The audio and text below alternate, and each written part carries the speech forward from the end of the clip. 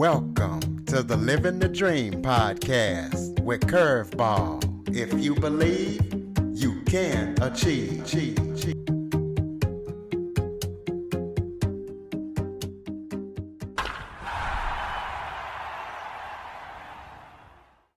Welcome to another episode of Living the Dream with Curveball, a podcast where I interview guests that teach, motivate, and inspire.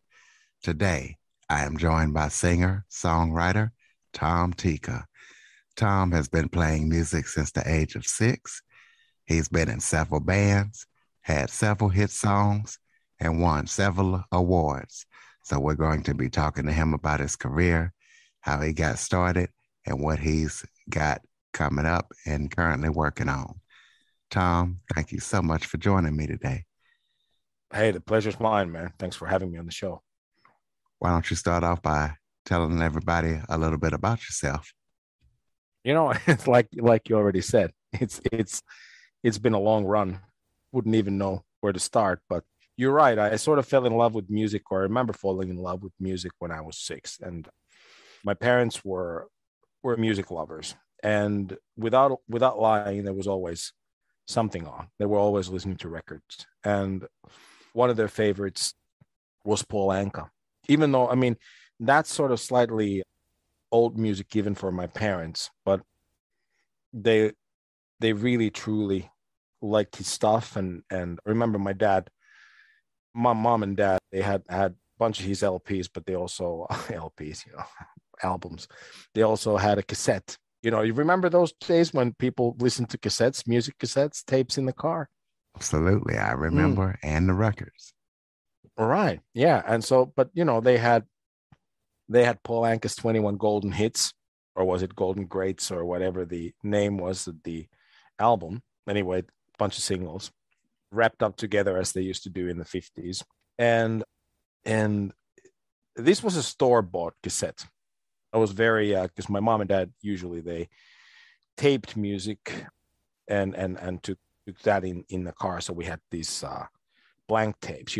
Went to the store, you got a blank tape, you went home and stuck the tape in the tape recorder and put an album on, and you could record music like that and take that to your car. And that's what my mom and dad usually did. But then this was a store-bought thing. It was very official. It had the case and everything and the artwork and stuff, and I was very much fascinated by it. And I remember my dad buying it and leaving it in the car, and it was on all the time. And this one day, my dad always took me with him when he when he went to wash the car or fix the car and whatever. We went to get gas that day, and I remember him, because in those days you couldn't pay at the pump, but you filled up your car and you went inside to pay. And I didn't go with my dad. He went inside the gas station to pay for the gas, and I stayed in the car, and he put the cassette on for me. And I remember this song called Lonely Boy came on, and was completely mesmerized by it. It has Anka's double track lead vocals, and it's a very strong sound, and he double tracks himself perfectly. It's really, really well done. I remember being very impressed, even at the age of 6. I remember being very impressed by the Latin rhythm and the just incredible melody of the song when it goes into the chorus. And really from there it started. I went home. We went back home. I remember I asked my dad to give me the tape, so I took it up to my room. I had my parents' old Grundig tape player, and I played the heck out of that tape. I don't think my dad ever got it back, but I don't think he minded at all. But that was the start. I fell in love with that tape and decided right there and then that I wanted to become a songwriter. And pretty soon afterwards, I started learning the basics of guitar and, writing songs. I was very determined. I think at that point, nobody could have stopped me. My mom and dad sort of did, because I was playing so many hours a day. They never had really any peace and quiet. But, they managed to live through it. I must have been awful at first. Some of the stuff I wrote was pretty, bad. I remember the first song I ever wrote because I was 6. It was called the Coca-Cola song, and I still remember it. It's a hideous song. I'm plagued by the memory of that. But that's how I got my start. Well, what kind of music would you say that you consider yourself doing? What kind of singer are you? That's a really difficult question, by the way, because a lot of my influences, basically, those are the music that my parents used to listen to. And that's like the late 60s and 70s stuff. And back then, if you look at what was going on in music back then and you look at the charts, they were a lot more eclectic than they are now. And so pop rock would basically, that would be a rather wide concept, really. Seriously, it would be. On the one hand, you'd have Herman and Hermits doing Mrs. Brown, You've Got a Lovely Daughter, which is really sappy. It's just straightforward 60s pop. And it's a song you could basically pour on your pancakes if that'd be possible. And then on the other hand, you'd have a lot of the, adventurous Beatles music in the late 60s, and then everything in between.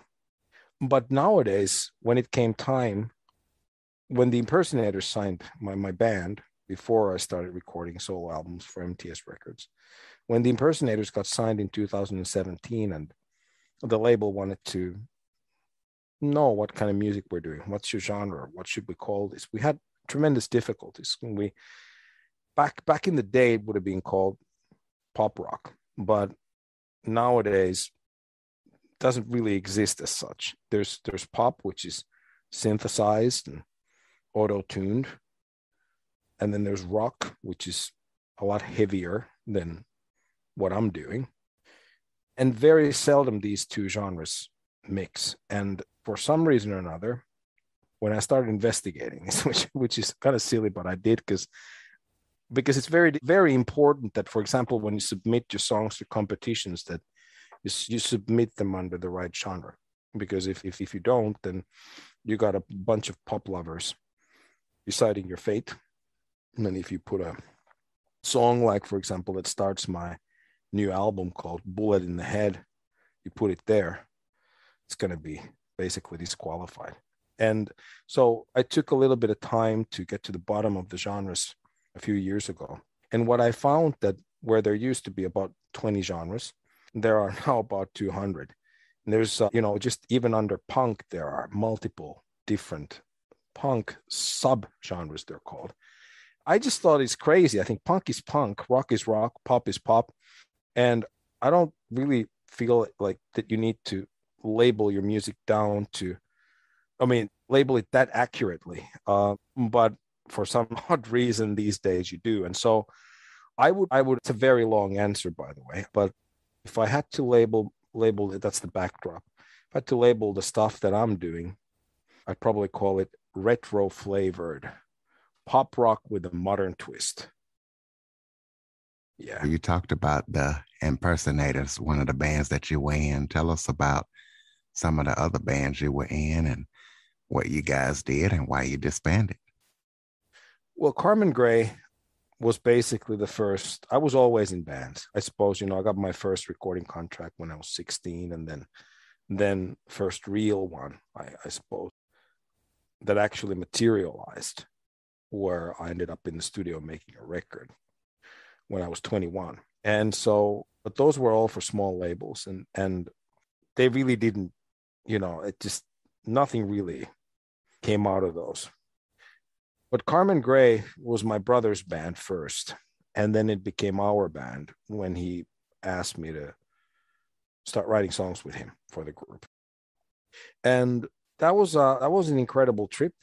We got signed by Sony BMG at first, and we recorded 2 albums for Sony, and then got dropped, and then got signed by Warner Brothers after we paid for the next single ourselves, or rather the Carmen Gray's manager paid.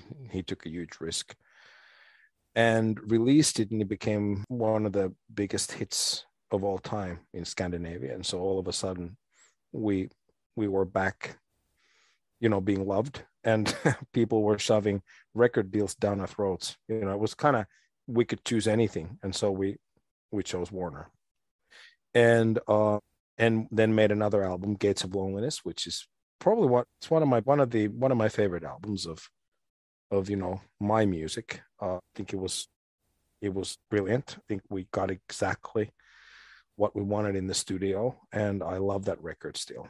I don't think it has a weak song on it, but everybody had been playing together more than a decade at that point, and so when it came time to go back to the studio to record a fourth album, it just kind of, we just weren't able to do it. We got an EP out of it, which I like a lot, and that EP had a lot of hits, 3 hits actually. It's got 5 songs, and 3 of them became radio hits. And we were always supposed to go and finish another EP, and we even recorded all that stuff is recorded, by the way. It's somewhere, somebody has it. I don't know where it is, but there's 5 songs fully recorded. They're not mixed or mastered because nobody could be bothered. People were losing interest, and it was basically the end. And this was a difficult phase for me. Not only was Carmen Gray breaking up, but my first marriage was on the rocks, and we got divorced with my ex-wife round about that time. And so you can just imagine, within 6 months, I had lost the band, my wife, and for a brief while, my kids. And I didn't really have a direction or didn't know what to do next. So I went back to the university, and that's where I met Antti Audio, who is the other half of the Impersonators. And we kind of got together, and he was a music lover. I was a music lover. I remember we took this, we were on this course because I was, okay, so maybe, go back a little bit. I was late registering because I wasn't sure if I wanted to go back to school, but that seemed to be the only option for me at that point. So I was late registering, and the only classes that I could take were not exactly the classes I wanted to take. And so there was this class. Antti had the same problem. He was late registering. And so we ended up in this class called Feminist Poetry, or that was the class. And we're the only guys there. And we became study buddies, and figured out that, we're both music lovers. And I mean, neither one of us weren't really interested in doing the work for the course. We managed through it somehow. But we were talking about music, and he would be introducing me to groups like the Zombies. I mean, I knew of the Zombies, but he had a box set by them. I hadn't really explored the band to the extent that I should have. And I introduced him to the River Detectives, which is a slightly obscure British band, and really became fast friends. And then, just maybe, and this is like, I want to say this was in 2012. And then 2013, at some point, out of the blue, Antti sends me a poem titled Ghost Town Radio. And I just, it came as a text message, and clicked it open, and there's this poem, and I read it, and I thought it was really, really, really cool. Very, very impressive rock poetry. And I just sent him a message back. It's like, is this yours? And he's like, yeah, it's mine. I said, this is great, And I wrote a melody to those lyrics, and that became the first song we ever wrote. And really, that was the start of the Impersonators, and that's how the Impersonators got started. Well, you've won several awards and had several hit songs. Kind of tell us about those awards and the songs and how it felt to get those accolades. Well, it always feels wonderful, especially the ISSA award that I won I want to say a couple of weeks ago, but this was in August, so a couple of months ago. Emerging International Male Artist of the Year.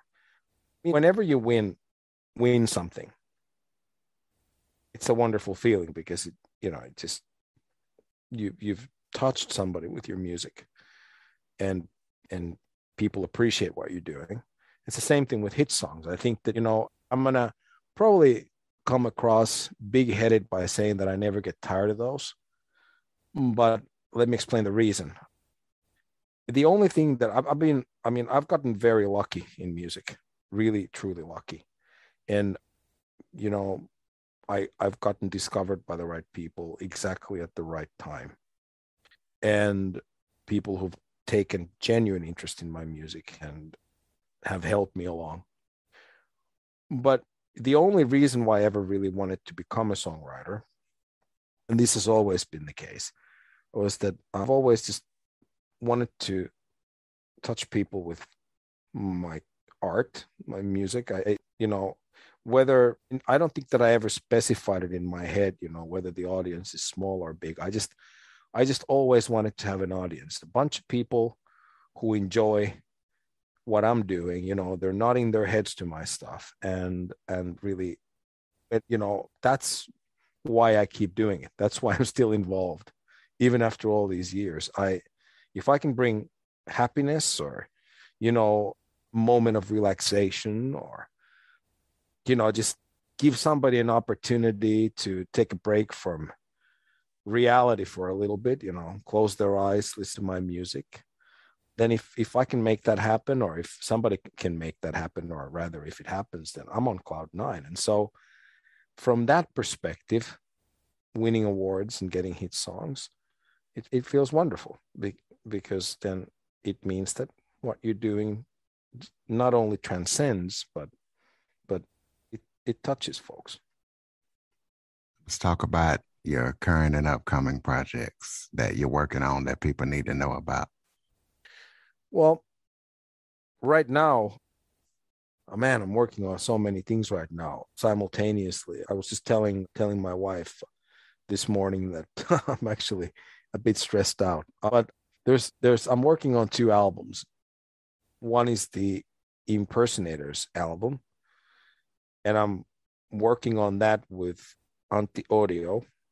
And then there's and our producer Janne Saksa. And then there's my solo record, which is the Tom Tikka and the Missing Hubcap's next album, which is basically also coming along now, and I'm working on that with Janne Saksa, and then both these projects have my label head Michael Stover as executive producer. And so basically the Impersonators record is more or less done. It's I've recorded everything for it. So now I'm in the process of sending Janne our files. He's gonna finish the mixes, and maybe we'll play a little bit of guitar here and there, or add something, but at this point it's just, you know, that record is ready to be polished up. It'll be titled Rainbows and Dead Flowers.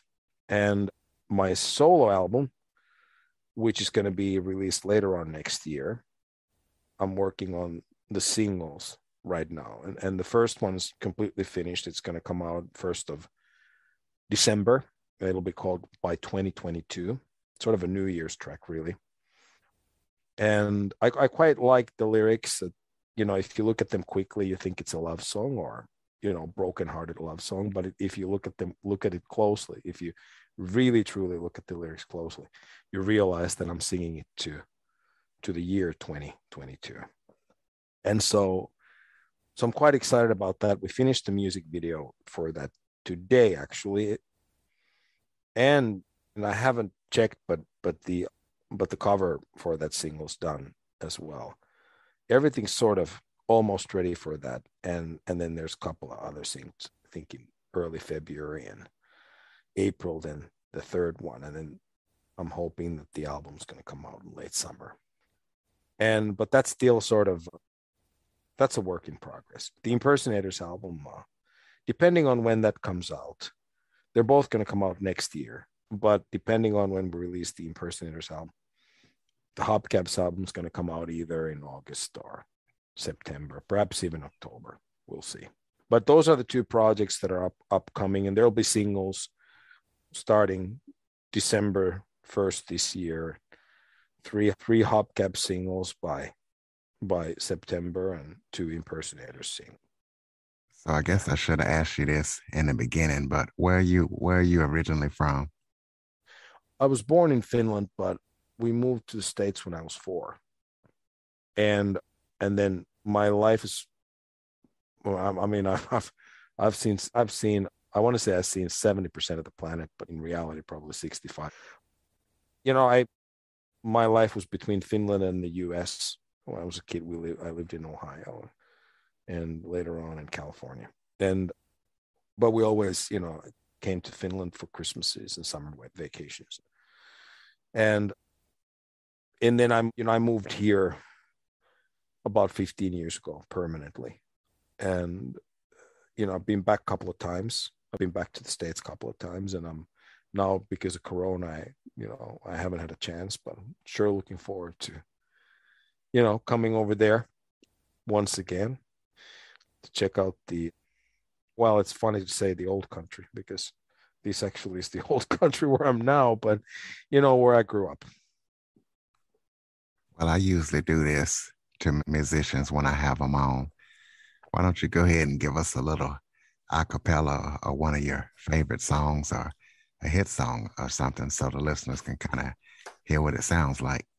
Oh, just sing it. Absolutely. Well, how about Rodeo? It's true, like a fool, I put my trust and faith in you. You were my first rodeo. There. That's Impersonator's song that actually begins a cappella with that. So I have no idea what it sounded like, man, but Oh no, it's good. It's good. Well, why don't you give us some final thoughts to go ahead and close it out? Give us all right, actually, before you do that, give us your contact information. How can people connect with you, get your music, any websites, any social media links so the listeners can connect with you? I think that the best place to go to is www.tomtikka.com. If whatever's happening, you'll find there. And it's a great source of all the lyrics are there.